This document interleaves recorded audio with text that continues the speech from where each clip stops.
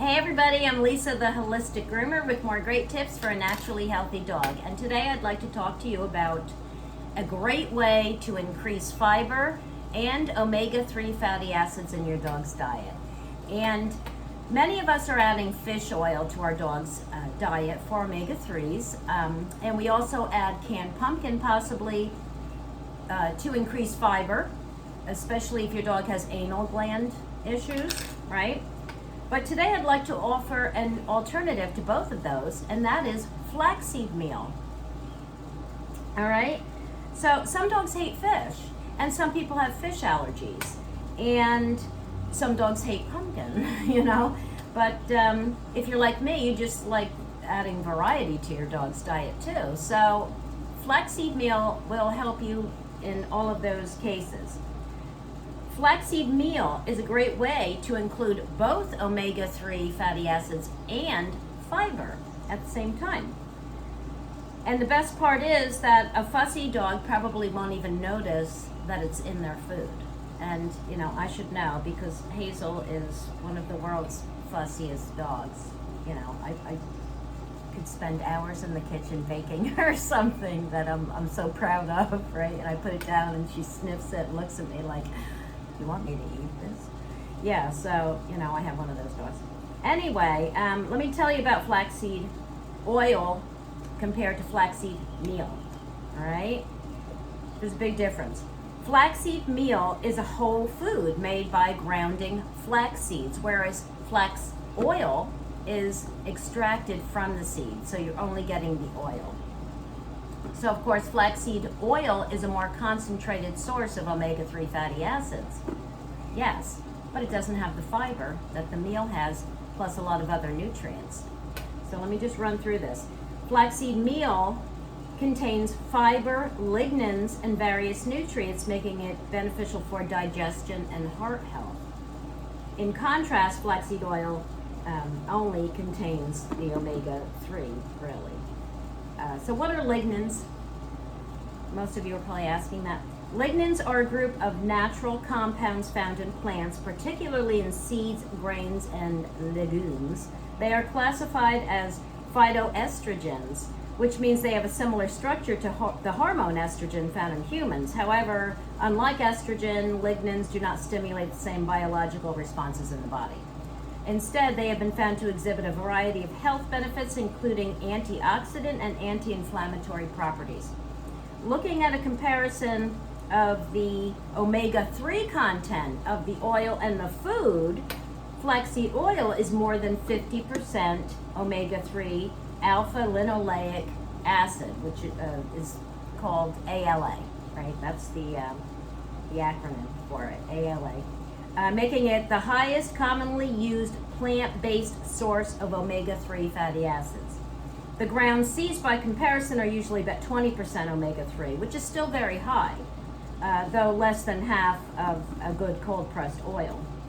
But the other benefits of the meal makes it a bigger overall winner in my book.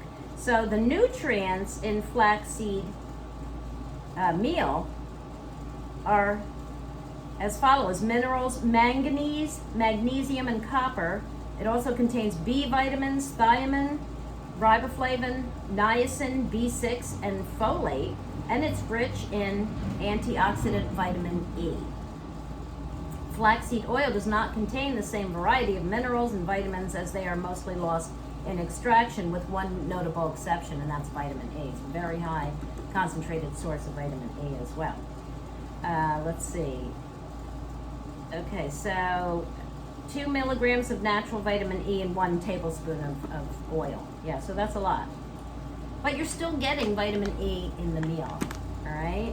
And a lot of the information that I gather was written for humans, you know, so dogs, of course, don't need as much of several nutrients as we do, all right? Now, flaxseed meal is very high in fiber, with a tablespoon of flaxseed meal containing over 2 grams of dietary fiber. Around a quarter of this is valuable soluble fiber. Okay, I talk about soluble versus insoluble in at least one other video that I have on this channel. All right, so Flax oil, unless you're buying the high lignin version, which is of course a lot more expensive, does not contain any fiber. So, you know, the meal is a clear winner if you're looking for fiber. Now, I do want to mention that there are two different kinds of flaxseed meal. There's brown and there's yellow, also called golden, right? So brown is the most widely available in grocery stores, but golden is easy to find as well. Now, the big difference between these, and this might be a deal breaker, you know, for you who have fussy dogs, is the taste, okay? Hazel did not care so much for the brown, but when I tried the yellow, she loved it. Because the yellow, let me see how they describe it here. This is from Bob's Red Mill's website.